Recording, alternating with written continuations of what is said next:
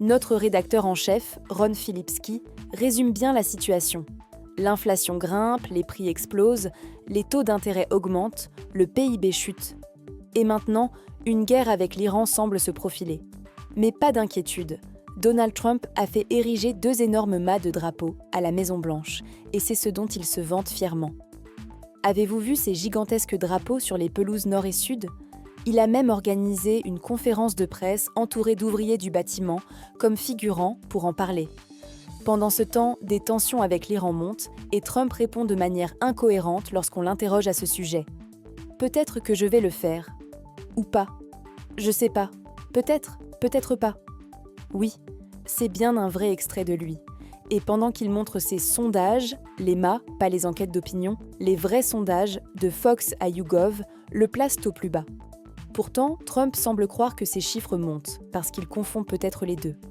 Sur le plan militaire, les États-Unis ont redéployé des forces dans des zones sensibles au Moyen-Orient, les rendant vulnérables à des frappes iraniennes.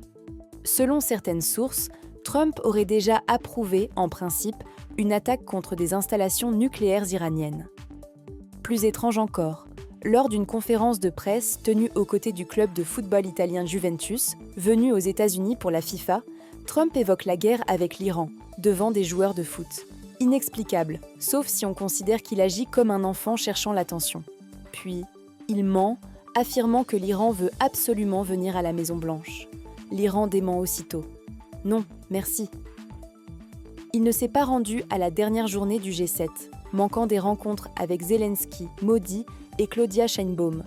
On prévoit d'ailleurs une vidéo sur la colère de l'Inde, car Trump continue de mentir en disant avoir négocié une trêve Inde-Pakistan. Modi, discutant avec Macron, s'est même moqué de lui. Le monde se rit de Trump, littéralement. Et pendant que Trump parle de mâts de drapeau, il ne souffle pas un mot sur les 2 soldats américains morts au Moyen-Orient récemment, ni sur les 4 morts en Lituanie, ni sur les dizaines d'Américains tués par des tempêtes. Il agit comme si ignorer les problèmes les faisait disparaître.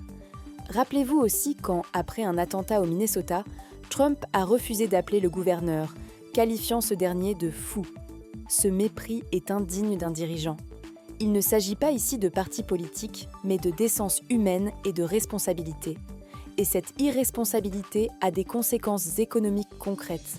La Fed alerte sur une stagflation pour 2025, hausse de l'inflation, baisse de la croissance, hausse du chômage.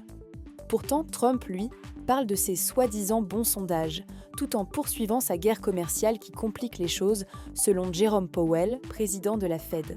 Mais Trump, lui, préfère dire que tout va bien, que ses partisans l'aiment plus que jamais, et il s'en prend à CNN dès qu'on le questionne.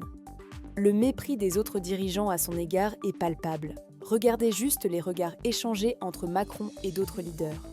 Et pendant ce temps, ces agents ICE arrêtent des migrants directement dans les tribunaux, arrachant des gens à leur famille, quotidiennement en toute impunité. Une Amérique qui vire lentement mais sûrement à l'autoritarisme. Conclusion. Ce portrait de Donald Trump, fait avec sarcasme et consternation, met en lumière le contraste entre ses priorités absurdes, mâts de drapeau, sondages imaginaires, et les crises graves qu'il néglige, qu'elles soient économiques, diplomatiques, militaires ou humaines.